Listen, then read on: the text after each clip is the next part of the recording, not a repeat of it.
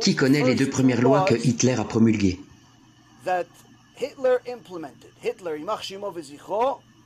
Les 2 premières lois que Hitler a promulguées qui, non seulement l'ont jamais mis dans une catégorie à part de toutes les autres personnalités historiques, mais qui ont également créé le plus grand miracle financier de toute l'histoire. Qui connaît ces 2 premières lois?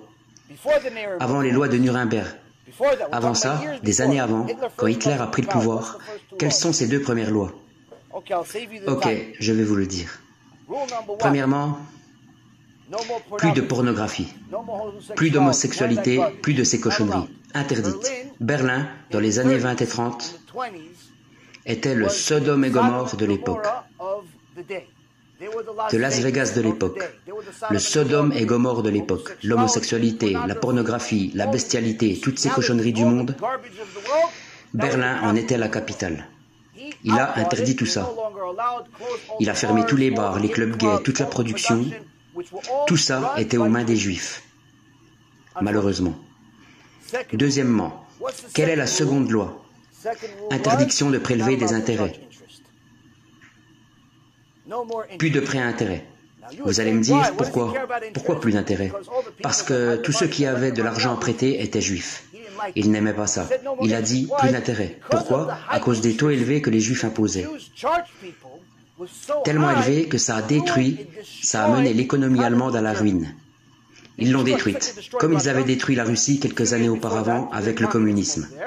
Les Juifs ont détruit la Russie, pas les goïms, les Juifs. Le communisme, c'était les Juifs. Ne vous laissez pas berner. Étudiez l'histoire. Karl Marx et tous les autres damnés, ils étaient tous juifs. Mauvais, mais juifs néanmoins. Ils ont détruit la Russie et il a écrit dans le chapitre 2 de Mein Kampf, ils ont détruit la Russie, ils veulent maintenant détruire l'Allemagne. C'est pourquoi il faut que je les détruise. Ça ne veut pas dire qu'ils avaient raison, c'est juste l'histoire vraie. Donc, il a vu que les Juifs contrôlaient le système financier et qu'ils prêtaient à des taux tellement élevés qu'ils détruisaient l'économie allemande à tel point que quand vous alliez acheter du pain à la boulangerie, il fallait y aller avec une charrette remplie d'argent. Le temps d'arriver à la boulangerie, c'était déjà plus assez. Pourquoi? Parce que l'inflation était tellement élevée, le pain valait beaucoup plus et l'argent avait été dévalué. Il s'est dit, quelle est la cause? Parce que personne n'a les moyens de faire plus de quoi que ce soit. Parce que les taux sont tellement élevés, alors il a décidé de supprimer l'intérêt. Interdit de prêter avec intérêt. C'était au moment de la Grande Dépression partout dans le monde. Le monde entier s'effondrait. Les États-Unis, le Royaume-Uni vivaient un effondrement financier. Tous les pays s'effondraient. L'Allemagne encore plus que les autres. Mais après avoir promulgué cette loi interdisant l'intérêt, en seulement 6 ans, l'Allemagne est devenue la première, la plus prospère économie au monde. On a appelé ça un miracle financier. Pourquoi? Ils avaient été les seuls à avoir le courage de supprimer l'intérêt.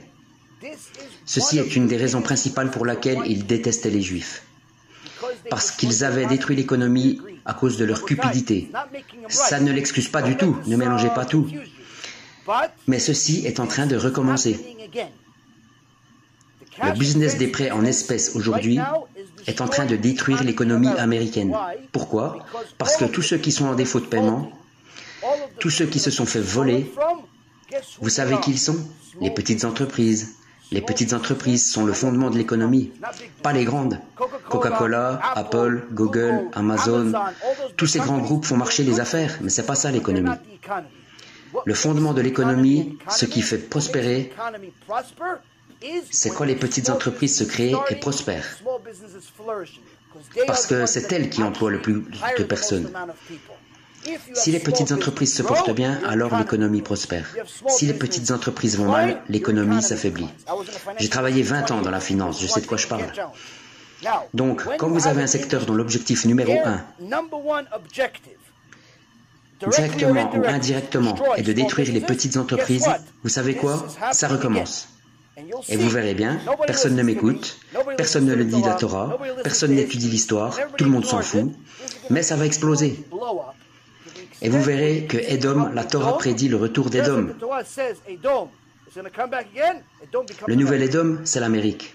Édom, c'est l'Amérique. Pourquoi? L'Amérique, c'est Édom, je vous le dis. Vous verrez bien ce qui va arriver. Et vous verrez tout d'un coup que les 6 millions de Juifs vivant en Amérique, dans le confort, pour certains dans le gouvernement, dans la politique, d'autres à la tête de grandes entreprises et ainsi de suite. Vous savez quoi? La même chose s'est passée en Allemagne. Nous étions dans la politique, dans les affaires, nous réussissions, nous étions puissants. En Allemagne, c'était pareil. En Grèce, pareil. À Rome, pareil. En Égypte, pareil. Vous savez quoi? Nous en voulons toujours plus. Nous péchons. Nous devenons mauvais. Que se passe-t-il? Vous voulez faire le mal? Dieu va vous punir. Vous savez quoi? Il va vous rendre la monnaie de votre pièce. Ceci est en train de se passer sous nos yeux. Malheureusement, je ne sais pas si les grands rabbins de notre époque s'en rendent pas compte ou sont nonchalants. Je ne sais pas.